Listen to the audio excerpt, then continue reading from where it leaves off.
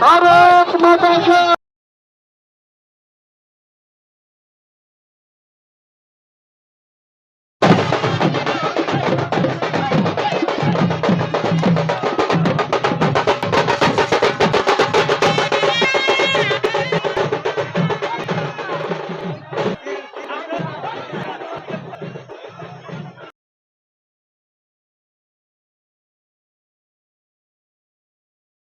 Division bench খারিজ হয়েছে এবং এখানকার পরিচিত দ্বারা ৫৫ জনের নাম হয়েছে এফআইআর স্টার্ট করেছে এবং আমি যেটুকু শুনলাম এখানে এসে যে তারা করে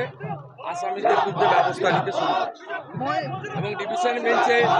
খারিজ হয়ে গেছে রাজ্য সরকারের আবেদন। ওরাও গেছে হাইকোর্ট ডিভিশন বেঞ্চ গেছে এবং কোর্টের নির্দেশেই হচ্ছে কোর্টের